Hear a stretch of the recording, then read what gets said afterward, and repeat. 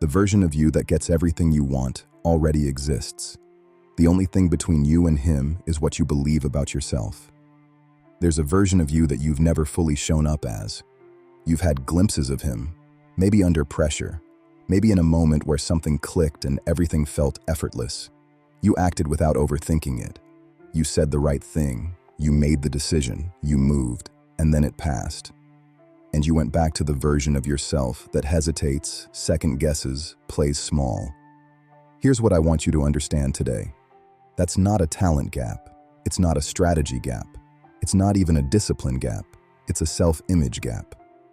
Your self-image is the operating system that runs every other part of your life. Your relationships, your income, your confidence, how you carry yourself in a room. All of it is downstream of how you see yourself. And most men have never deliberately built that. That ends today. Because today, I'm going to give you the exact framework for understanding and upgrading the inner game. The part of you that determines everything else. Part 1. The myths that are keeping you stuck. Before we get into the solution, let's clear out some of the garbage that's in the way.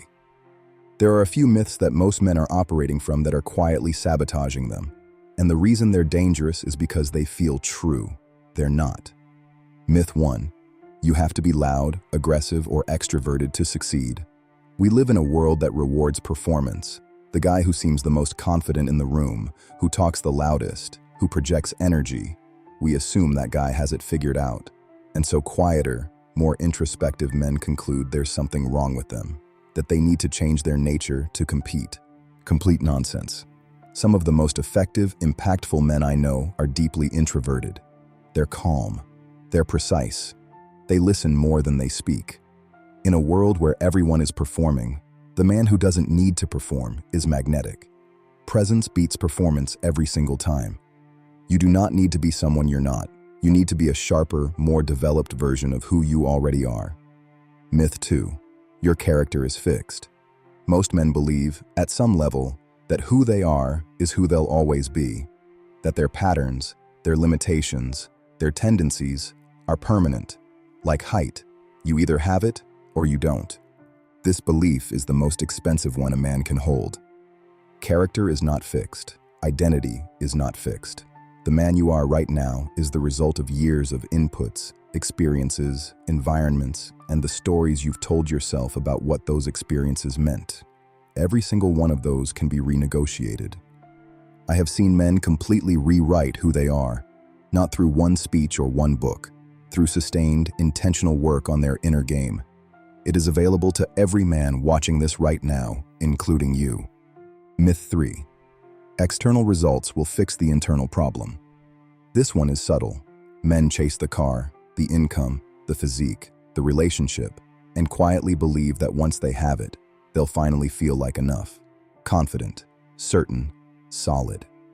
But the math doesn't work that way, because the self-image you carry into the achievement is the same one you carry out of it. If you don't believe you're the kind of man who deserves and sustains great things, you will unconsciously dismantle them. You'll sabotage the relationship. You'll make the bad investment. You'll shrink back from the opportunity. The inner game comes first. Always. Part 2. The frames you carry through life.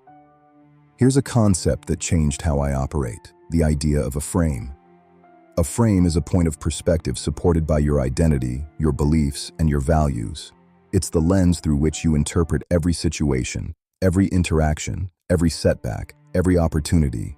You are always operating from a frame. The question is whether your frame is working for you or against you. There are 3 frames that the highest performing men I know carry everywhere, not just in business, in life. Frame 1. You're operating from genuine authority, not arrogance, not dominance. Authority, specifically moral authority. The frame that you are here to lead, to add value, to contribute to the people around you, that you have their best interest genuinely at heart, and that because of that, your guidance, your presence, your direction carries weight. Think about the people in your life who have had the most influence over you, not the loudest, not the most aggressive, the ones who believed in your potential, who called you forward, who stood for you even when you didn't stand for yourself. That's moral authority. When you operate from this frame in your relationships, in your leadership, in your family, people feel it, and they respond to it. The man who is genuinely invested in the people around him earns a level of trust and influence that no tactic can manufacture. Frame 2. You are the prize. This is the frame of ruthless independence from external validation. Most men are unconsciously seeking approval from their boss, their partner, their social circle, their audience. And because of that, their self-worth fluctuates with every reaction they get. Someone criticizes them and they collapse. Someone validates them and they puff up. They're at the mercy of external feedback. The prize frame is the internal shift where you become the authority on your own worth. You're not trying to get accepted into someone else's standard. You have standards. You're the filter, not the filtered. This doesn't mean arrogance. It doesn't mean you stop caring about other people. It means you stop needing other people's assessment of you to determine how you feel about yourself. And when you stop needing it, paradoxically, you become far more attractive to the right people and far less interested in the wrong ones. Frame 3. You are the expert of your own life. The doctor doesn't ask the patient what medication to prescribe. He has a process. He asks questions. He diagnoses. He takes the information in before he offers anything. Most men operate the opposite way in their own lives, reactive, jumping to solutions before they've understood the problem, letting urgency override process. The expert frame is about trusting your process even when the pressure is telling you to skip it. This means you don't abandon your systems when it gets hard. You don't let other people's noise override your own judgment. You've done the work, you've built the knowledge, and you hold your frame, calmly, firmly, without needing to defend it. Part 3. The 2 things you need most. Underneath all of this, underneath the frames, the identity work, the mindset, there are 2 internal states that determine everything. 2 things that, when you have them, make everything else easier, and when you don't, make everything harder: clarity and certainty. Clarity is knowing exactly who you are, what you want, and why, not vaguely, specifically. The man who has clarity is dangerous, not because he's aggressive, but because he knows exactly where he's going and there's nothing to negotiate about it. Other people can feel that. It draws them in or filters them out, and both are good outcomes. Most men lack clarity because they've never sat down and gotten honest with themselves. They have vague aspirations, but no specificity. They want more, but can't define it. They want to be better, but can't tell you better at what. Clarity starts with a real, unflinching assessment. Where are you right now? Not where you say you are, not where you want people to think you are, where you actually are. And where do you want to go? What does it look, feel, and sound like when you get there? That gap between where you are and where you want to be is your clarity. Sit in it. Let it be uncomfortable. That discomfort is not a problem. It's the fuel. Certainty is the next level. Certainty is the internal resolve that what you're doing is right, that you're capable of it, and that you're going to see it through regardless of what comes at you. This is not arrogance. This is not delusion. It's a calm, settled knowing. There's a quote I keep coming back to: our certainty must overcome our doubt. Most men walk through life with the equation flipped. Their doubt is stronger than their certainty.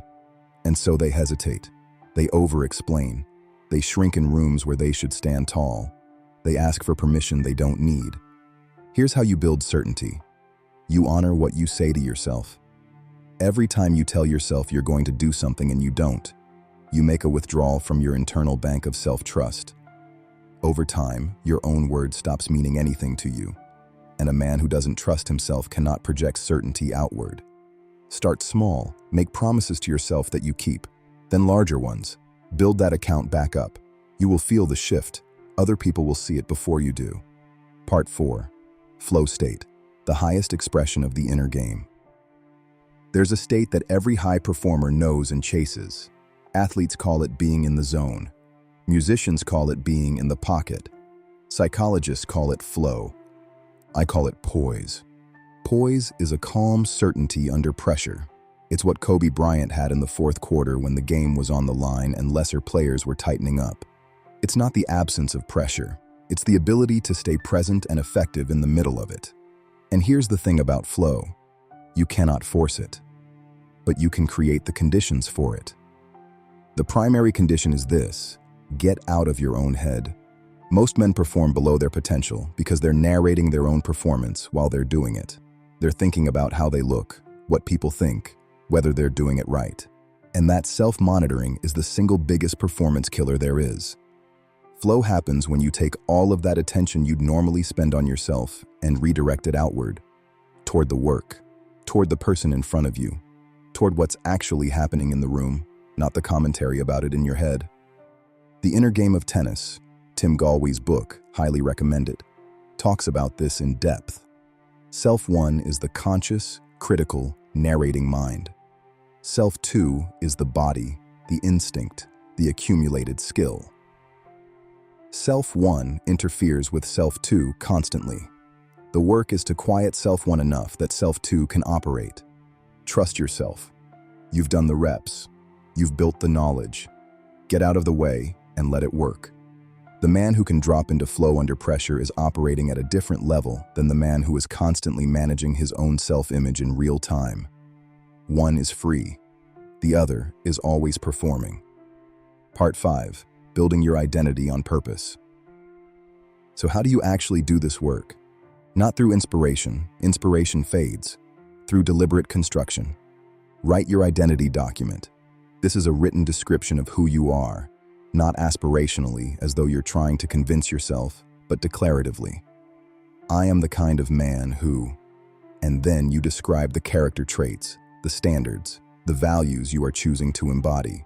Write it clearly, read it regularly, let it become the lens you make decisions through. Then build your evidence. Certainty isn't built in the abstract, it's built through wins. Every day, look for evidence that the identity you've written is real. Review your wins, not your setbacks. Those can wait. Start with the evidence that the man you're becoming already exists in your actions. Hold yourself to your word. Starting today, treat what you say to yourself as a contract. If you commit to waking up at a certain time, wake up. If you commit to working out, work out. Not because someone's watching, because you're watching. Because the relationship you have with yourself is the foundation of every other relationship in your life. And protect what goes into your mind. The inputs you consume shape your beliefs, your language, your frame.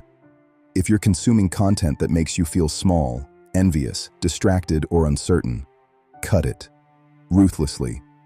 Replace it with inputs that challenge you, sharpen you, and expand your idea of what's possible.